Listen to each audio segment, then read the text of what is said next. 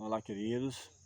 Mais uma vez, Deus nos dá o privilégio de meditar na sua palavra. Hoje vamos estar fechando essa primeira parte do Reino de Israel, do Reino Unido, um período de aproximadamente 120 anos, onde Israel alcança o auge ali, o topo, no que diz respeito à expansão territorial, também de glória e esplendor.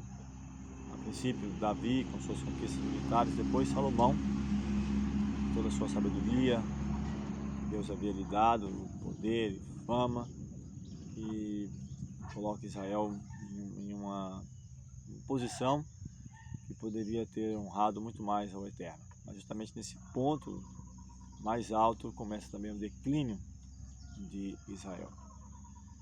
Vamos agradecer ao Senhor, depois meditar, fazer algumas aplicações para a nossa vida. Eterno Deus, te agradecemos pelo cuidado, pela proteção, pela vida e a oportunidade de meditar um pouco mais desse contexto histórico do povo de Israel, Reino Unido, Salomão, da força para a fraqueza, o orgulho da prosperidade, e venhamos aprender lições importantes para a nossa vida. Dá-nos a tua paz, a tua graça, te pedimos essas bênçãos em nome de Jesus. Amém.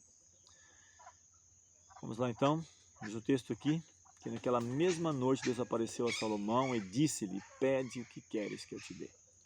O Senhor apareceu pelo menos 3 vezes a Salomão. Nessa primeira aqui, naquela mesma noite, naquele mesmo dia, ali Deus aparece para ele e faz esse pedido: pede o que queres. Imagine se Deus aparecesse para você em sonho e te fizesse essa proposta: pede o que queres que eu te dê. Salomão, ele faz um pedido que agrada ao Senhor. Ele: Senhor, o Senhor usaste grande beneficência para comigo, para com Davi, meu pai, me colocaste rei em seu lugar, sobre um grande povo, numeroso povo. Não me sinto preparado, me sinto, quem sabe, como uma criança, não sei como entrar, como sair. Dá-me sabedoria para que eu possa julgar esse teu grande povo. Se podemos colocar um posicionamento em relação a Salomão, pensamos que ele nunca foi tão sábio, tão forte, tão rico quanto nesse dia em que ele reconhece a sua dependência, em que ele se humilha diante do Senhor e ele vê a sua dependência de Deus. Salomão foi chamado Gideões, amado de Deus. Ele nos deixou um grande legado. Diz que ele escreveu 3.000 provérbios, seus cânticos foram 1.005. Há um episódio que chama bastante atenção, logo no início de seu reinado, quando 2 mulheres prostitutas, o texto diz, a Bíblia não tem intenção de encobrir as nossas falhas, nossos problemas, ela é acessível e trabalha para resgatar a todas as pessoas, independente da vida e das circunstâncias. E ele então,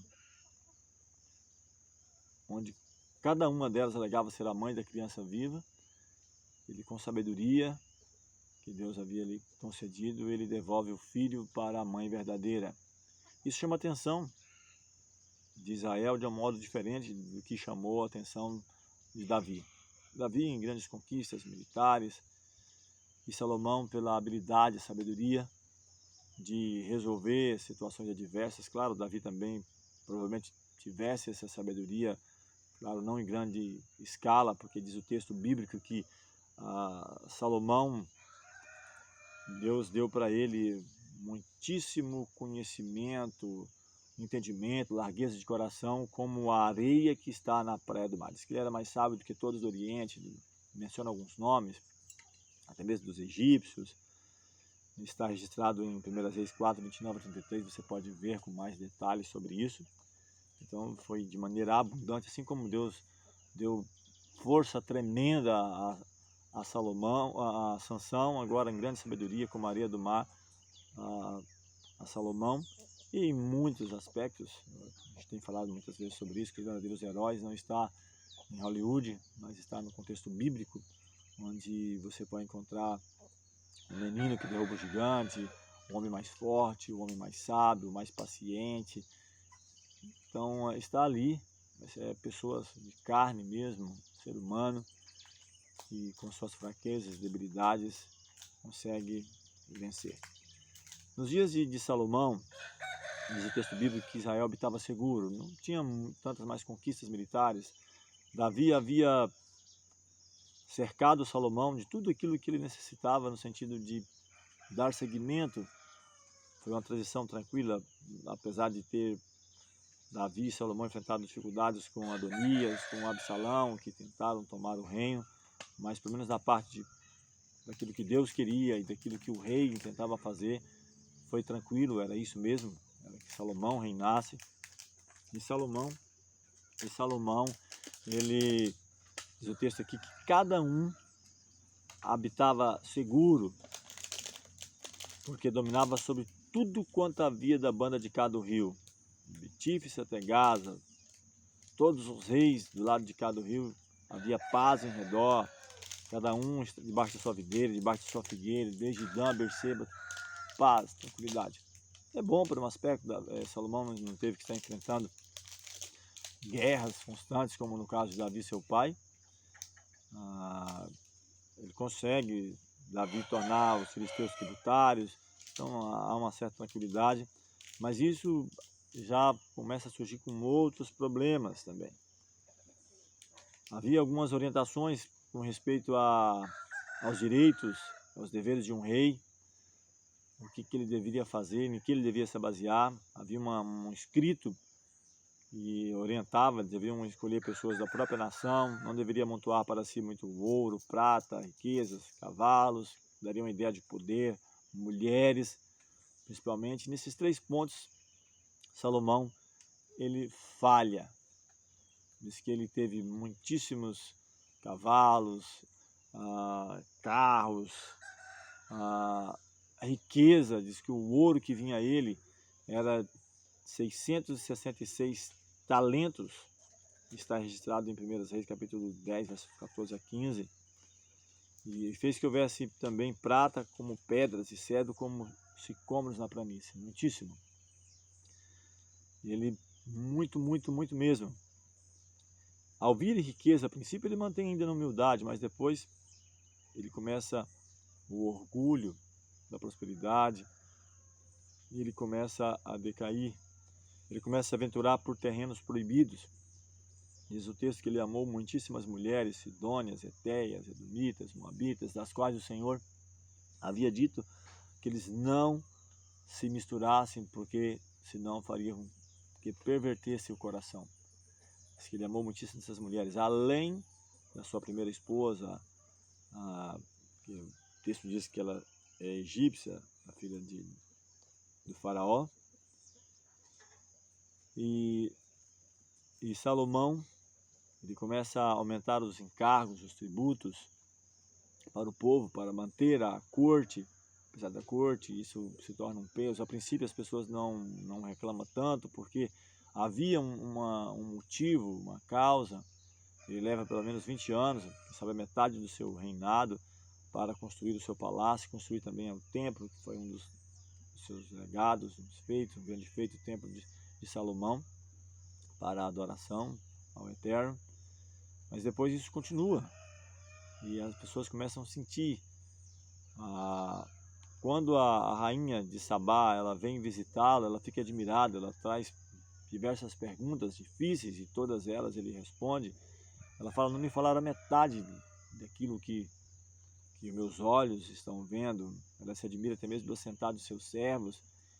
Então havia, de certa forma, uma justiça, onde as pessoas desfrutavam, né, dos bens ali de Israel, onde cada um podia usufruir, né, dos recursos, algo que também retornava para a nação. Mas com o passar do tempo, como mencionamos, as coisas começam a mudar, e há um contraste entre a pompa da corte, da realeza, e entre o que muitos da nação, das tribos, estava passando para poder manter o luxo da corte.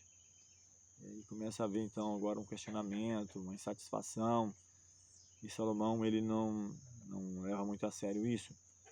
O Senhor aparece para ele uma segunda vez.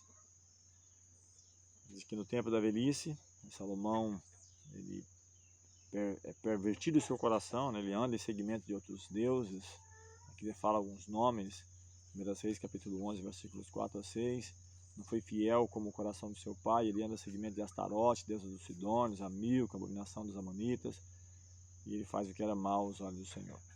Até mesmo Neemias, ele faz uma observação com Israel, quando estava lá em cativeiro, falando: porventura não pecou nisso Salomão, rei de Israel, não havendo entre muitas nações rei semelhante a ele, e sendo ele amado do seu Deus, e pondo o Deus rei sobre todo Israel, e contudo as mulheres estrangeiras o fizeram pecar. Então a mesma coisa havia acontecido, né, com Israel, com a nação, e no cativeiro ele relembra isso. Deus aparece para Salomão uma segunda vez e faz promessas. Isso provavelmente ele ter concluído a construção do templo.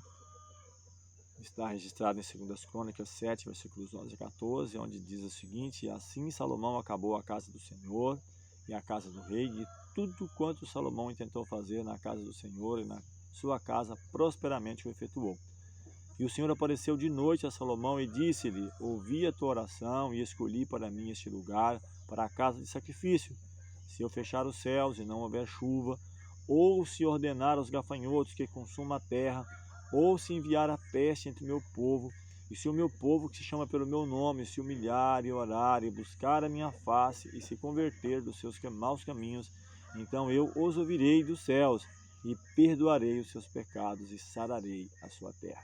Então, nesse segundo momento, Deus aparece a ele, ainda é de maneira favorável, só que não tanto como a primeira vez. Porque na primeira vez ele fala: pede o que queres, dá uma opção de escolha. Aqui ele fala com Salomão, mas há um se, há um abrir parênteses: se o meu povo, que se chama pelo meu nome. Então ele começa a pontuar, mostrar que algumas coisas precisavam ser ajustadas. Aqui é bem claro para Salomão isso. Ele, até mesmo no cativeiro, né, Daniel, vamos falar sobre isso em breve. Daniel, ele reconhece isso, diz que ele abre as janelas para a banda de Jerusalém e ele ora, reconhecendo, se humilhando e pedindo direcionamento, reconhecendo o Deus de Israel. Deus aparece então a Salomão pela terceira vez. Está em 1 Reis capítulo 11, versículos 9 a 11. Pelo que o Senhor se indignou contra Salomão, porquanto desviara o seu coração do Senhor, Deus de Israel, o qual 2 vezes lhe aparecera, e acerca deste assunto lhe tinha dado ordem que não seguisse a outros deuses, porém não guardou o que o Senhor lhe ordenara. Assim diz o Senhor a Salomão: pois que houve isso em ti, que não guardaste a minha aliança, os meus estatutos que te mandei, certamente rasgarei de ti este reino e o darei a teu servo. Então está falando que o reino seria dividido e daria ao servo de Salomão. Claro, isso não resolveria, mas uma profecia demonstrava isso. E foi dada a Jeroboão a parte do reino, ou grande parte, na verdade, né, que ele fica com 10 tribos. Ninguém tentou unir mais a luz do que as trevas do que Salomão.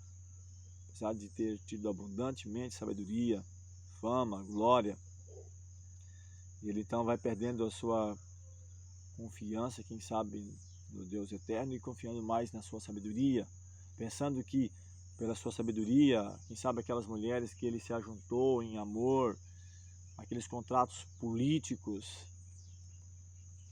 pudessem levá-las à adoração ao Deus verdadeiro. E foi justamente ao contrário, ele andou em seguimento a outros deuses. Aquele que foi chamado de dias amigo de Deus torna-se um libertino.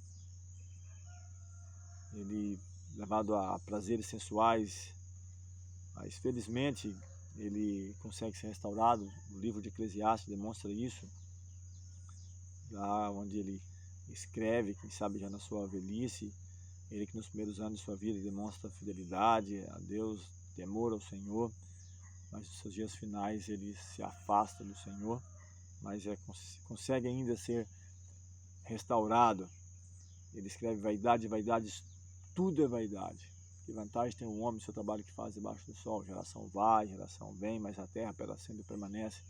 Dispõe-se o sol, nasce o sol, volta ao lugar de onde nasceu, todos os ribeiros vão para o mar, e contudo o mar não se enche, para onde vai, para lá tornam eles aí. E ele então diz que vai perdendo toda a sua alegria dessas coisas aqui. Ele fala: diz como eu me daria me regendo com o vinho. Ele pensa também naquele que sucederia ele no trono. Será que seria sábio ou tolo? Então ele vai descrevendo sobre todas as coisas da vida. Ele diz que tudo é vaidade, é aflição de espírito. Ele fala: eu venho sendo rei em Jerusalém, apliquei meu coração a conhecer as desvarios, as loucuras, plantei para mim vinhas, tive servos e servas nascidos em casa, mulheres e mulheres, engrandeci e sobrepujei a mais do que todos que houve antes de mim em Jerusalém. Então ele fala que pelo menos 3 ou 4 coisas nos é importante, que é desfrutar do bem do nosso trabalho, não importa se comamos muito ou pouco, isso é importante, desfrutar disso. Ele fala também da vida em família, da amizade, isso ele diz que é importante também. E ele fecha dizendo que o dever de todo homem é temer a Deus e guardar os seus mandamentos. Esse é o dever de todo homem. Ele fala da juventude: lembra do teu Criador nos dias da tua mocidade, antes que venham os maus dias e cheguem os anos nos quais dirás: não tenho neles contentamento. E na velhice ele fala, justamente entrando nessa sequência: antes que se quebre a cadeia de ouro, o copo de bronze, se desfaça a roda junto ao poço, e o pó volte à terra como era, e o espírito volte a Deus que o deu. Vaidade, vaidade do pregador, tudo é vaidade. Ele diz: não há limite para escrever livros, e o muito estudar é enfado da carne. Então ele mostra para a juventude, para as pessoas no geral, que o importante está em conhecer o Senhor. Quero fechar com o texto de Jeremias 9, 23 e 24, onde diz que conhecer a Deus constitui a glória do homem, não é a força, não é a sabedoria, não é a riqueza. Assim diz o Senhor: não se glorie o sábio na sua sabedoria, nem se glorie o forte na sua força, não se glorie o rico nas suas riquezas, mas o que se gloriar, glorie-se nisto, em me entender e me conhecer que eu sou o Senhor, que faço beneficência, juízo e justiça na terra, porque dessas coisas me agrado, diz o Senhor. Jeremias 9, 23 e 24. Então isso é importante entender, de que não é a sabedoria, não é a força, não é a glória, mas é conhecer o Senhor. Que o Senhor te abençoe, que o Senhor me abençoe, nos abençoe a conhecermos o Senhor a cada dia, procurarmos honrar o seu nome e glorificá-lo em nossas escolhas e decisões. Próximo tema, vamos falar sobre o reino dividido, um período maior, mas que nunca mais alcança essa glória e esse poder nesse momento, principalmente do reinado de Davi e Salomão. Vamos agradecer ao Senhor mais uma vez. Eterno Deus, te agradecemos pelo cuidado, proteção, pelas vitórias alcançadas, e rogamos a unção do teu Espírito na nossa vida. Dá-nos a tua paz, a tua graça, nos guia a cada dia. Essas bênçãos te pedimos e agradecemos em nome de Jesus. Amém.